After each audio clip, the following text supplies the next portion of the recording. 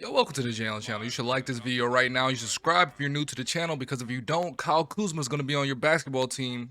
Wait, he's playing pretty good right now. Can't say that anymore. All right, Russell Westbrook is going to be on your basketball team if you don't like this video right now. Today we're going to be talking about Battlefield 2042. The game dropped a while ago. I pre-ordered it. I've had it ready, and I've been so excited. I played the beta. I saw that the beta wasn't as polished as I would like. I did believe that EA was telling the truth when they said it was an old build, but turns to find out it wasn't. It wasn't a old build. What did I say? I said turns to find out. What does that mean? But apparently the beta wasn't an old build. It was a fairly recent.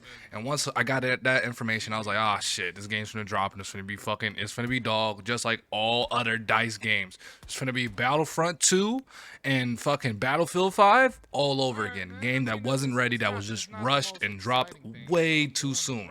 Saw it coming. I knew what I was getting myself into once I loaded 2042, but I didn't know it was gonna be this bad. Now, why is this so much worse, in my opinion, than both Battlefront 2 and Battlefield 5? Why is it so much worse? It's so much worse because there is currently a bug. I believe it's a bug. There's no way that this much bloom was intended. I can't believe it.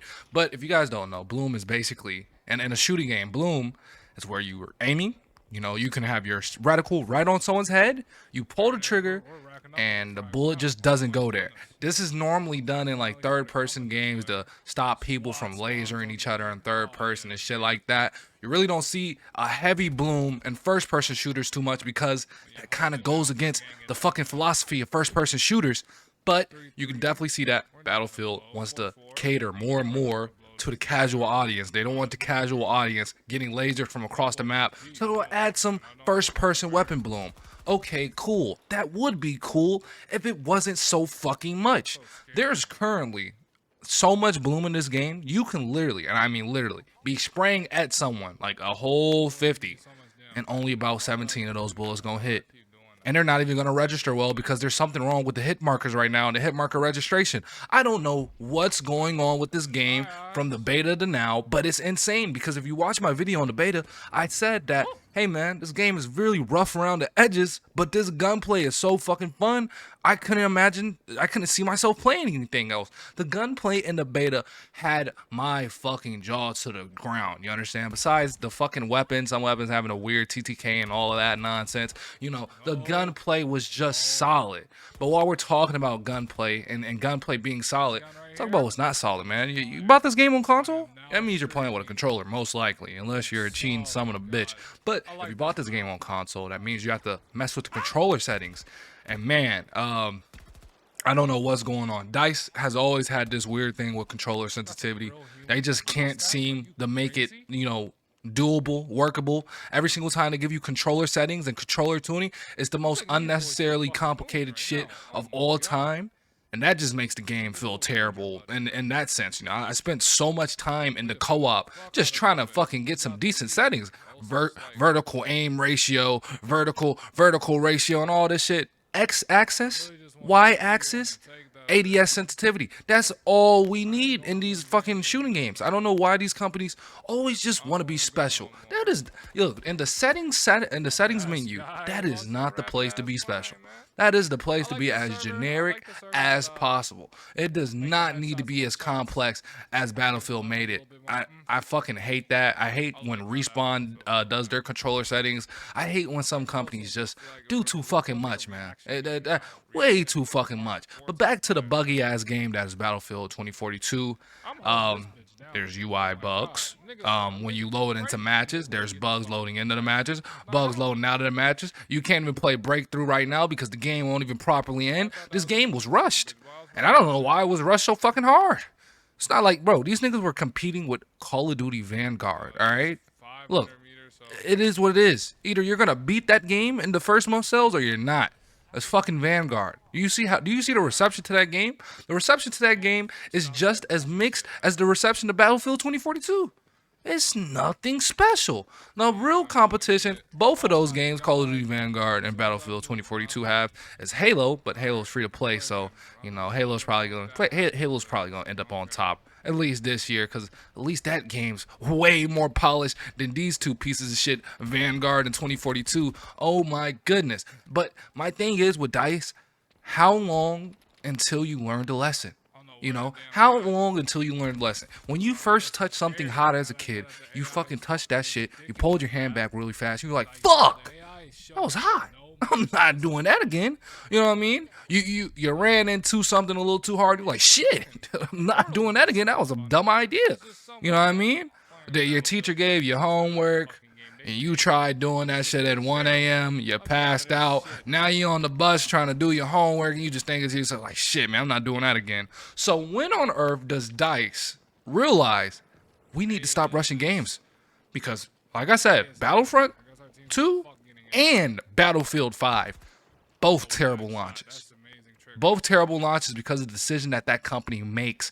And it's like, yo, how long until y'all niggas sit, whoever is the big brain nigga at DICE that goes, hey man, this is how we gonna do this is how we gonna release this, and this is how we gonna make this. How long until y'all sit that nigga in a room, I don't know, make that nigga read a book or something? That nigga needs a mental exercise. He needs a lot in his life, a lot of time to think, use his noodle, apply his noodle to something. Just work, do some brain workouts, some mental workouts to get out of his mental slump, his mental break. Whoever was in the EA offices, the DICE offices, and said, hey man, how's the game looking? Dev probably said, about 50% done. Well, last time we dropped the game, that was 30% done, so that's okay. Drop that shit right now, man. Come on. Gotta go. Vanguard just dropped. Halo just dropped early. We cannot be late. We can't be late. We can't be the last ones to the party. You saw what happened when we were the last ones to the party with Titanfall 2. When we released Titanfall 2 in the middle of two humongous games, you saw what happened. Come on now, we gotta get on it. Come on, we gotta get on it. That's what the EA manager was saying to the DICE guy. He's like, yo man, drop that shit right now. I'm not playing with you. We need this game out. We need to compete, but all they're doing is showing how fucked up the game is. Now this weapon bloom shit is a real problem. That is game breaking. If you don't understand how bad it feels to aim at somebody, shoot, and then nothing happened. And I know that Battlefield has bullet travel, etc., etc. I know. I've played Battlefields. I know how the fucking gunplay works. This is fucking different. This is terrible. This is awful. Using guns at a medium to long range feels fucking atrocious. And that should never be the case in a first-person shooter. A first-person shooter should have two things: good gunplay and good maps. Because without good gunplay, you're playing a shooting game that has shit shooting. And without good maps, you're playing a shooting game and you're shooting at places that are shit.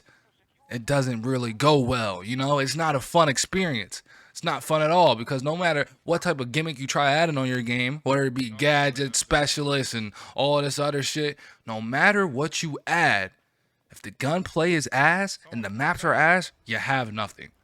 Now, I spent a lot of time in Portal, just having fun there. Even with this bloom shit, the game's still fun, but I won't be playing it until this update drops, because, look, man, it was like 5 people lined up. I almost had my first humongous like multi-kill. You know, if you play Battlefield and you're that guy, you know the multi-kill, the shit you can only get from Battlefield.